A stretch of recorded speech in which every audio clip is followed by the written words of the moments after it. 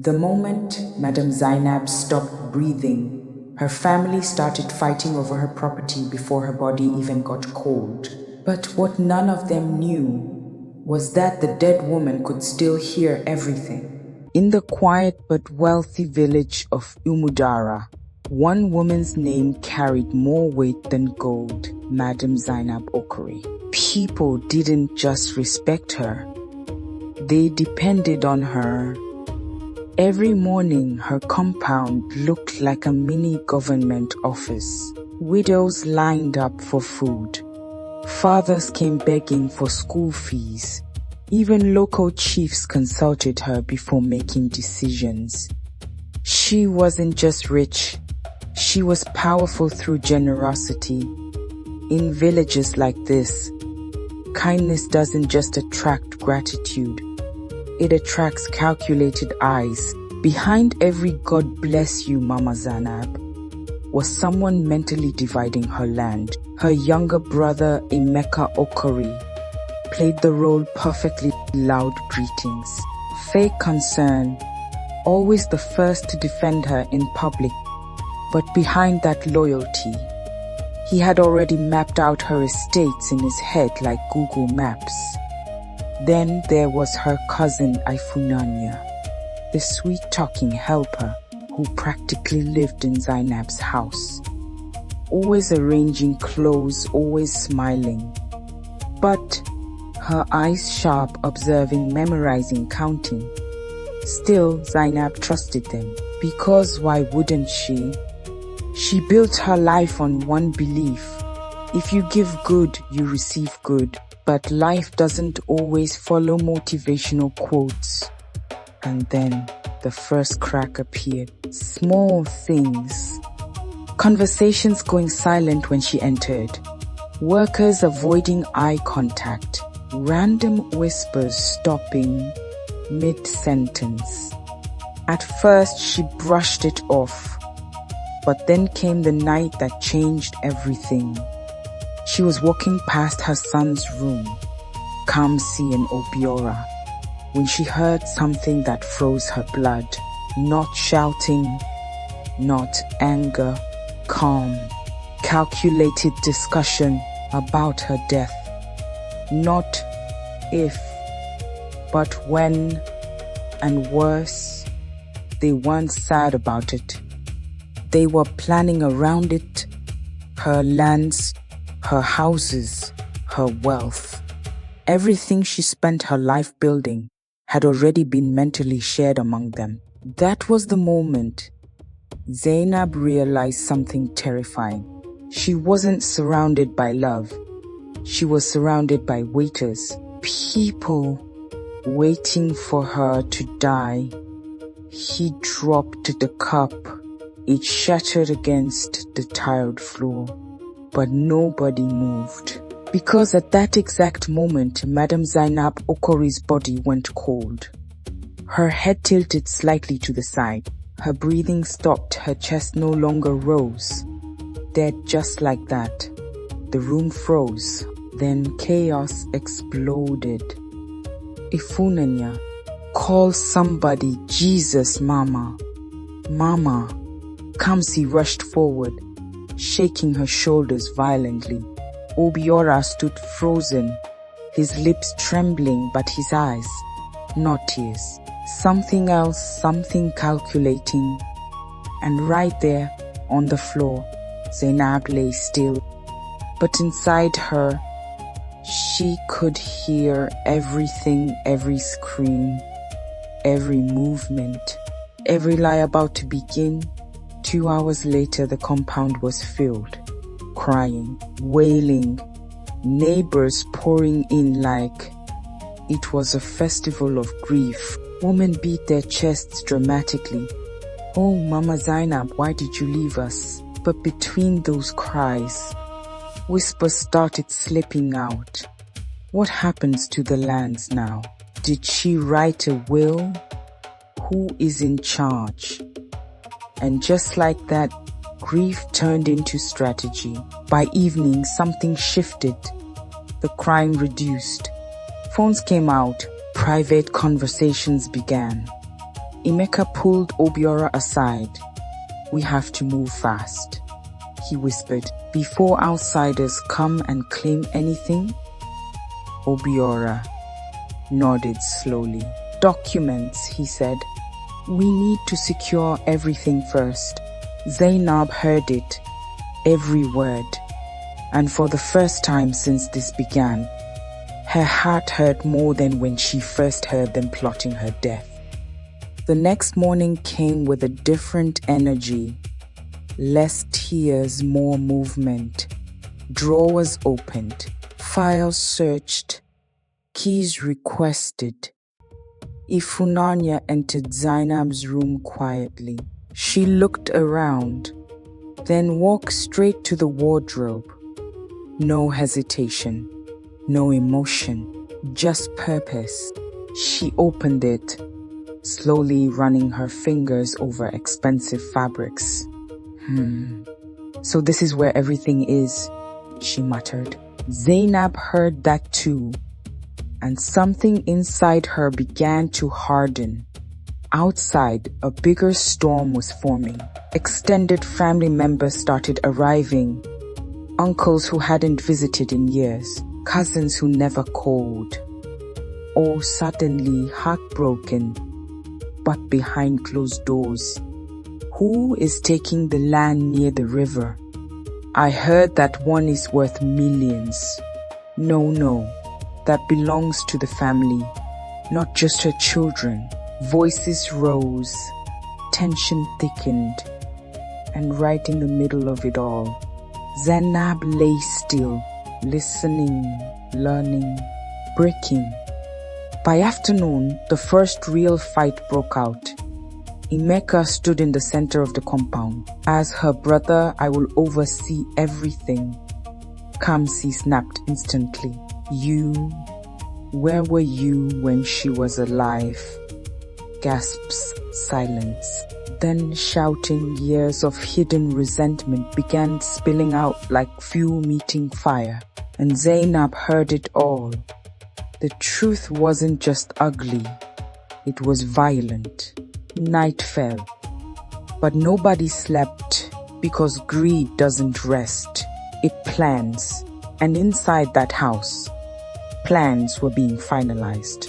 Documents to change, assets to claim, stories to tell outsiders. And right when it seemed like things couldn't get worse, Ifunanya made a call, a quiet one. "I found where she keeps the original papers." Pause. Yes, tonight. Zainab's heart slammed, because now, it wasn't just greed, it was theft in motion. And she was still lying there, helpless. Or so they thought. The second night was darker, quieter, more dangerous. Footsteps crept into her room. Slow, careful, deliberate. A drawer opened. Papers shuffled. Then suddenly, a whisper. "Hurry up." Zainab knew that voice. Obiora, her own son, and right beside him, Ifunanya, working together, stealing together, planning together. And in that moment, something inside Zainab died for real. Not her body, her love, but what they didn't know. The charm was wearing off. Her fingers twitched, barely noticeable, her breathing slowly returning. And in a few moments, the dead woman would wake up. And when she did, nothing in that house would ever remain the same. Her fingers moved again, this time not small, not subtle, a full twitch. But they didn't notice because Obiora was too busy stuffing documents into a bag. "Hurry up," he whispered. "If anyone wakes up, we're finished." Ifunanya nodded, flipping through papers with shaking hands. This is the land near the river." She smiled, a slow, dangerous smile. Then Zainab's chest rose, just slightly air. Her first real breath in hours. It burned, like her lungs were waking up from death itself. She wanted to move. She wanted to scream, but her body felt heavy, like something was still holding her down. Take everything important, Obiora said. We'll sort it later. That was when it happened. Zainab's hand lifted, slowly, unnaturally. The paper fell from Ifunanya's hand. She froze. Did you see that? Obiora frowned. See what? Zainab's fingers curled. This time clearly, no mistake, silence. Thick, heavy, terrifying. Obiora turned slowly toward the bed. His heart started pounding. No, he whispered. That's not possible. And then Zainab's eyes opened. Not wide, not dramatic, just open, calm, cold, watching. Ifunanya screamed first, a sharp, piercing scream that cut through the silence. Ghost, Obiora stumbled backward, hitting the table. The bag of documents spilled everywhere. No, no, no. His voice shook violently. You were dead. We checked you were dead. Zainab sat up, slow, controlled every movement heavy with meaning. You were waiting for me to die. Her voice was low, but it carried weight like judgment itself. You were dead. We checked you were dead. Zainab sat up, slow, controlled. Every movement heavy with meaning. You were waiting for me to die. Her voice was low, but it carried weight, like judgment itself. Neither of them could speak, because now the dead woman was talking. And worse, she had heard everything. Call everybody, Zainab said quietly.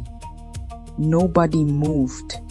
Not Obiora, not Ifunanya, not even the night air dared to breathe, because the woman they had already buried in their minds was sitting upright, alive, watching. Obiora's lips trembled. This is not real.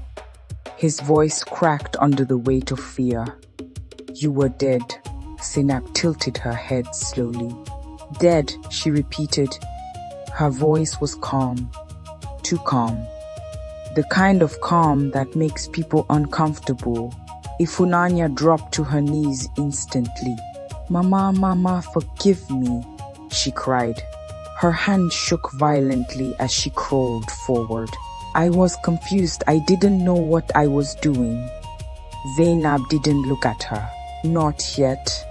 Her eyes were locked on Obiora.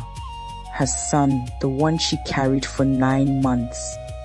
The one who just tried to steal from her corpse. You checked my pulse, she said quietly. You confirmed I was gone.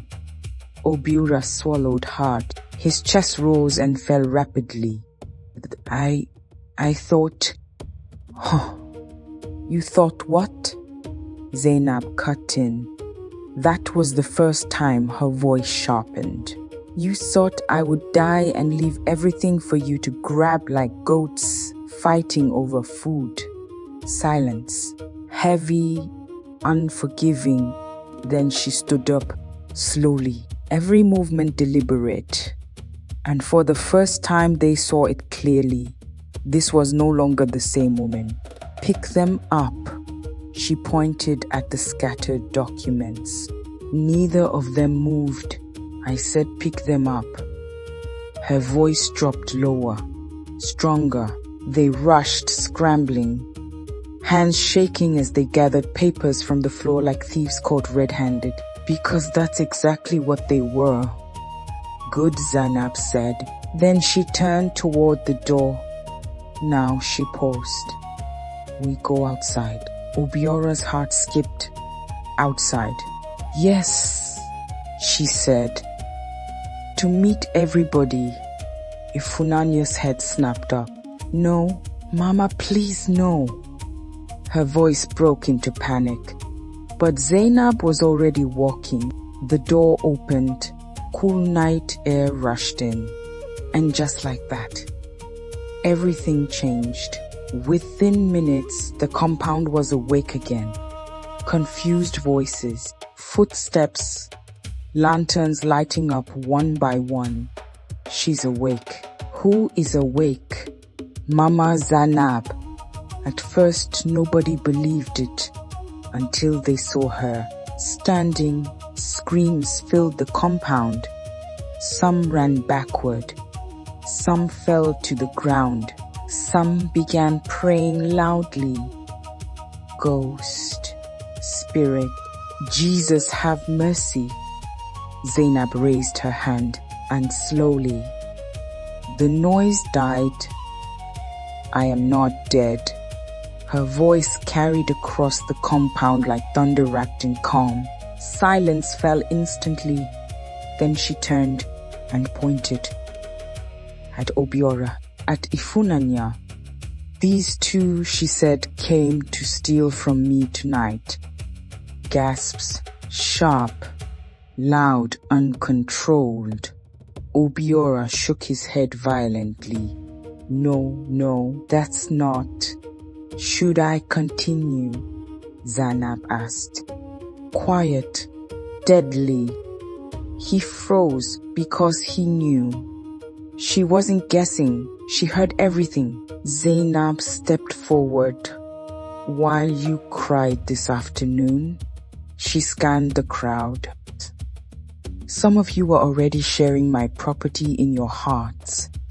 Murmurs spread like wildfire. I shifted. Guilt began exposing itself without words. Then she turned sharply. Emeka.